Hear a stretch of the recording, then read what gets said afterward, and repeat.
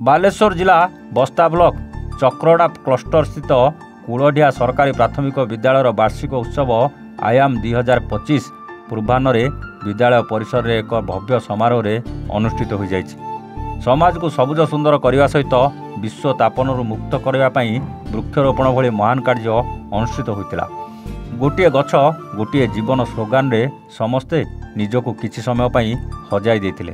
तापर विद्यालयर प्रधान शिक्षक श्रीजुक्त विश्वनाथ हेम्ब्रम सभापतित्व में अनुष्ठित वार्षिक उत्सव में भेलोर ग्राम पंचायत सरपंच महोदय मुख्य अतिथि तथा उद्घाटक चक्रड़ा क्लस्टर सीआरसीसी श्रीजुक्त पीताम्बर बेहरा मुख्य वक्ता आदर्श शिक्षक श्री गणेश चंद्र जेना मंच परिचालना श्रीजुक्त कालंदी चरण प्रधान श्रीजुक्त कमलाकांत बेहरा श्रीजुक्त गौरांग प्रधान श्रीजुक्त अजय कृष्ण दास श्रीजुक्त शंभुनाथ महांती श्रीजुक्त मधुसूदन बेहरा श्रीजुक्त अनंत परिड़ा श्रीजुक्त रवींद्र महांती अरविंद महांती सम्मानित अतिथि रूपे जोगदे मत व्यक्त करथिले।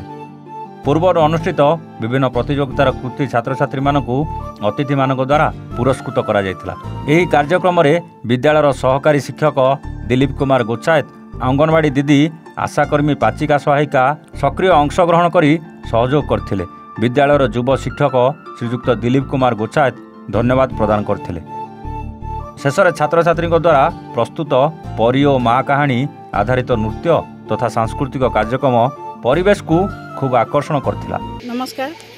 आज कूलढिया प्राथमिक विद्यालय वार्षिक उत्सव रे जहाँकि बहुत भल लगुच कारण सबू स्कूल अपेक्षा ए स्कूल रे सबू कार्यक्रम को ऐड करी चलती आ प्रत्येक वर्ष करती। आज जहाँकि वृक्षरोपण ठार आरंभ करी पिलांकर सब प्रतिभा को या करी जहाँकि वार्षिक उत्सव टाक उन्नत कर स्कूल को धन्यवाद दूची एवं सार मान छुआ को सब धन्यवाद जनाऊँगी जाओ ग्रामवासी मैंने सहयोग करचंती ए स्कूल टाक उन्नत पूरा धारण करने सब प्रयास कर बहुत बहुत धन्यवाद एति कही रोची समस्त मन नमस्कार।